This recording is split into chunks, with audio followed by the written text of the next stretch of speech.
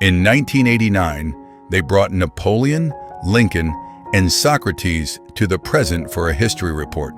A crazy but excellent idea. But time spares no one. While the Wild Stallions duo keeps rocking, many legends have permanently left the game. Let's take the roll call for the Bill and Ted class after nearly 4 decades. George Carlin, born in 1937, played Rufus, the ultra-cool mentor from the future who guides Bill and Ted on their journey through history. At 51 years old, he was already a counterculture icon and one of the most influential stand-up comedians of all time, famous for his 7 dirty words routine that challenged censorship laws. Casting him gave the movie instant street cred and a subversive edge that elevated it above a typical teen comedy. He brought a sense of wise weariness mixed with genuine heart to the role, becoming the cool uncle everyone wished they had. George passed away from heart failure on June 22, 2008, at the age of 71. His legacy as a fearless truth-teller and a comedic genius remains untouched, and he will forever be the man who taught us to be excellent to each other. Bernie Casey, born in 1939, played Mr. Ryan, the strict history teacher who delivers the ultimatum that sets the entire plot in motion. Either pass the report or Ted goes to military school. At 49 years old, he brought an imposing physical presence to the classroom, which was no surprise given his former career as a star wide receiver in the NFL for the San Francisco 49ers and LA Rams. Transitioning from sports to acting, he became a versatile talent, appearing in cult classics like Revenge of the Nerds and even fighting James Bond as Felix Leiter in Never Say Never Again. Bernie passed away following a stroke on September 19, 2017, at the age of 78. He was a poet, a painter, and a gentle giant whose serious delivery provided the perfect grounding for the chaotic time travel adventure that followed. Clarence Clemons, born in 1942, played one of the 3 most important people in the utopian future, proving that music really does unite the universe. At 47 years old, he was globally worshipped as the big man, the legendary saxophonist for Bruce Springsteen's E Street Band, defining the sound of rock and roll with solos on tracks like Jungle Land and Born to Run. His casting was a brilliant nod to the movie's theme that rock music is the foundation of a peaceful society. Sadly, the music world lost a titan when Clarence passed away from complications of a stroke on June 18, 2011, at the age of 69. His larger-than-life presence and soulful sound ensure that his vibrations will continue to resonate through time, much like the music of Wild Stallions themselves. J. Patrick McNamara, born in 1942, played Mr. Preston, Ted's strict father and the local police captain who constantly threatens to ship his son off to Oates Military Academy. At 46 years old, he perfectly embodied the frustration of a serious parent dealing with a slacker teen, serving as the primary obstacle to the band's future. With a voice that commanded authority, he was a natural fit for playing serious officials, appearing in major films like Close Encounters of the Third Kind and the terrifying TV movie The Day After. His inability to find his keys in the movie remains a hilarious running gag that fans love. J. Patrick passed away from natural causes on January 24, 2011, at the age of 68, leaving behind a solid body of work as Hollywood's reliable lawman. Keanu Reeves, born in 1964, played Ted Theodore Logan, the gentle soul whose air guitar skills are destined to save the world. At 24 years old, he delivered a performance so lovable and convincingly spacey that for years people thought he was actually that dim-witted. This role launched him into superstardom before he completely reinvented himself as the greatest action hero of his generation in The Matrix and John Wick franchises. In 2026, at 61 years old, Keanu is not just a Hollywood titan, but a global treasure known for his kindness and humility, often called the internet's boyfriend. It is incredible to look back and see the future, Neo starting his journey in a phone booth, proving that he has always been the one who brings balance to the universe. Alex Winter, born in 1965, played Bill S. Preston-esque, the more assertive half of the Wild Stallions and Ted's platonic soulmate. At 23 years old, his high energy and crop top fashion defined the skater-surfer aesthetic of the late 80s, effortlessly matching Keanu's vibe. While his co-star went on to conquer blockbusters, Alex found his true calling behind the camera, becoming a highly respected and prolific director of documentaries like Zappa and Showbiz Kids, exploring the dark side of child stardom. In 2026, at 60 years old, he is still close friends with Keanu, a real-life brotherhood that has lasted over 40 years. His return to the role in Face the Music proved that his comedic timing is timeless and that you are never too old to rock. Tony Steedman, born in 1927, played the great philosopher Socrates, or as Bill and Ted famously mispronounced it, Socrates. At 61 years old, he was a distinguished British character actor who managed to be hilarious while speaking almost entirely in Greek. He is best remembered for the scene where he has an epiphany while listening to Dust in the Wind by Kansas, proving that true wisdom transcends language barriers. A veteran of the stage and screen, he also appeared in cult hits like Scrooged and Inspector Gadget. Tony passed away from complications of dementia and pneumonia on February 4th, 2001, at the age of 73. He remains the only philosopher in history to be remembered for philosophizing about sanding the floor with two teenage slackers. Robert V. Barron, born in 1932, played the 16th President of the United States, Abraham Lincoln, giving one of the movie's most memorable speeches. At 56 years old, his tall stature and deep voice made him the perfect embodiment of Honest Abe, but with a party-loving twist. Before this role, Robert was a legendary figure in the world of animation, notably serving as the scriptwriter and voice director for the Robotech saga, which introduced anime to the West.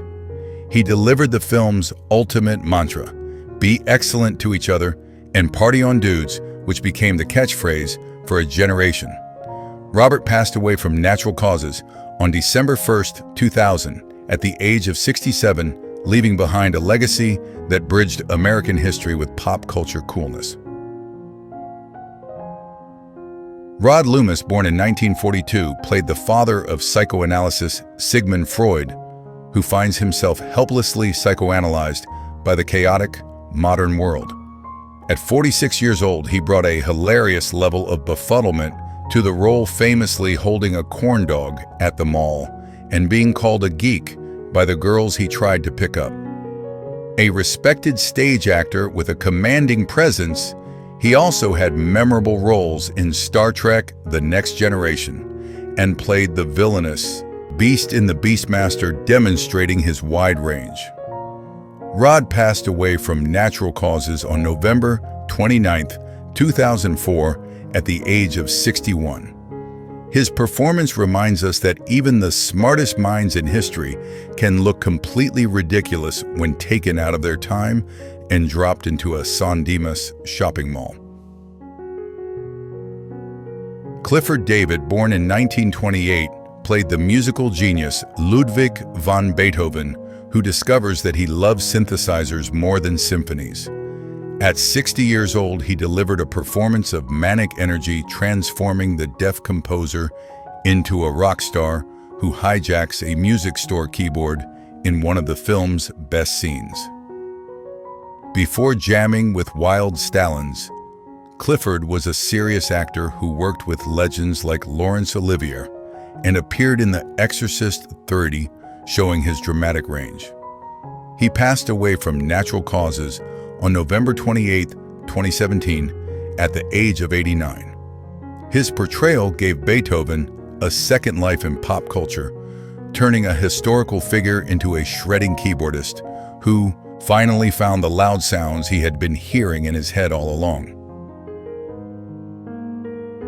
John Carlson, born in 1919, played the evil Duke, the medieval ruler who tries to execute Bill and Ted for messing with the princesses.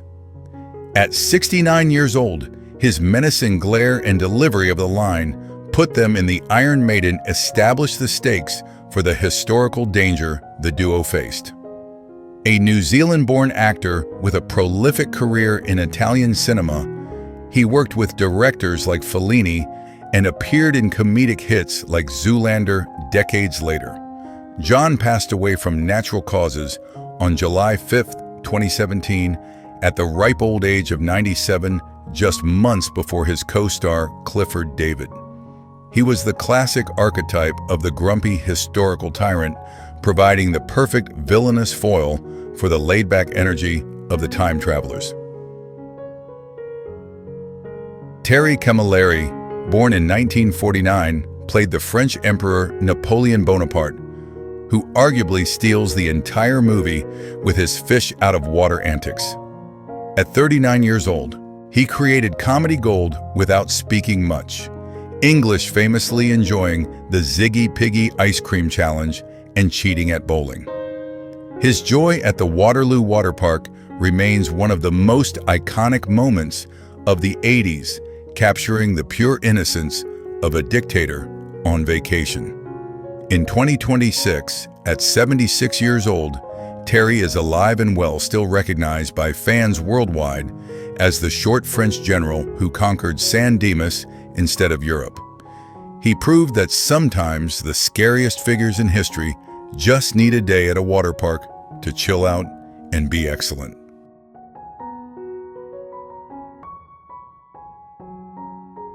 Jane Wiedlin, born in 1958, played Joan of Arc, the martyr-turned-aerobics instructor who conquers the San Dimas Mall with pure intensity. At 30 years old, she was already famous as the rhythm guitarist and vocalist for the Go-Go's, one of the most successful all-female bands in history, known for hits like Our Lips Are Sealed. Her casting was a stroke of genius, blending historical reverence with 80s new wave cool, especially when she takes over the gym class to the beat of rock music. In 2026, at 67 years old, Jane is alive and rocking, continuing to perform and create art as a pop culture icon. She proved that the Maid of Orleans had the spirit of a punk rocker, showing us that leading an army is not so different from commanding a stage. Al Leong, born in 1952, played Genghis Khan, the Mongolian warlord, who discovers a love for Twinkies and aluminum baseball bats. At 36 years old, Al was the definitive Hollywood henchman of the 80s, recognizable instantly by his long hair and Fu Manchu mustache.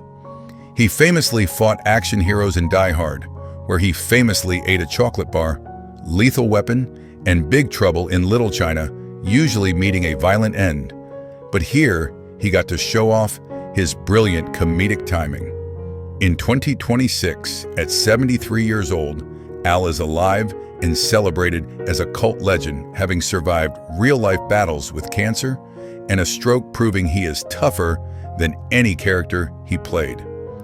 His portrayal turned a terrifying conqueror into a lovable chaos agent who just wanted to ravage the sporting goods store. Dan Shore, born in 1956, played Billy the Kid, the famous outlaw who quickly becomes best friends with Bill and Ted, essentially acting as the third member of their gang. At 32 years old, his youthful energy and charming grin made him the perfect Mr. the Kid, helping the duo navigate the Wild West and the modern mall alike.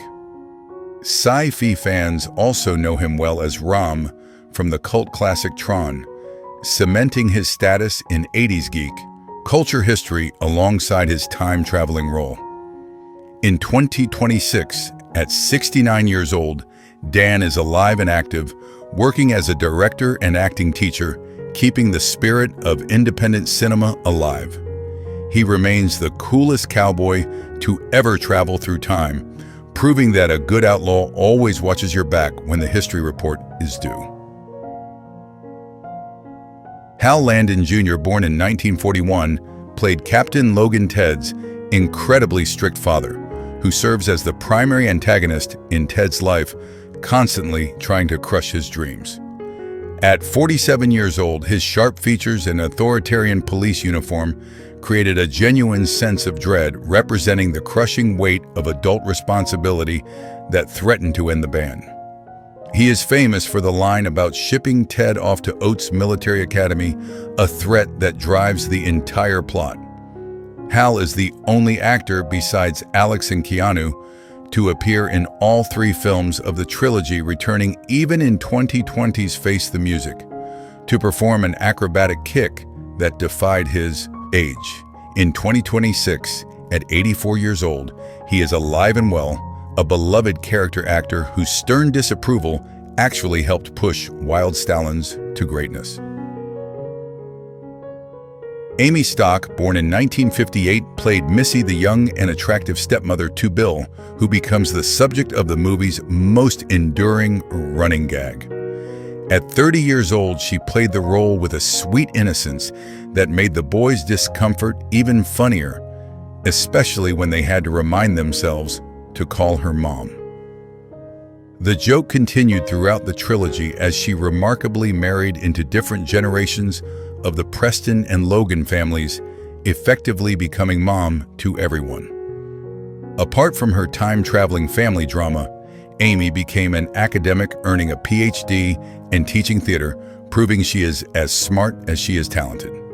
In 2026, at 67 years old, she is alive and remains an essential part of the franchise DNA, proving that while history changes, Missy is forever. Diane Franklin, born in 1962, played Princess Joanna, the medieval royal who captures Ted's heart and motivates the boys to pull off a daring rescue mission. At 27 years old, she was already an 80s dream girl icon, known for her unforgettable roles in The Last American Virgin and Better Off Dead.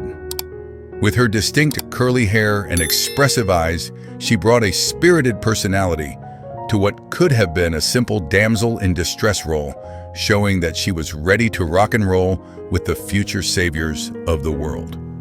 In 2026, at 63 years old, Diane is alive and remains a cult favorite convention guest, celebrating her status as one of the definitive actresses of the decade who helped make the 80s so excellent.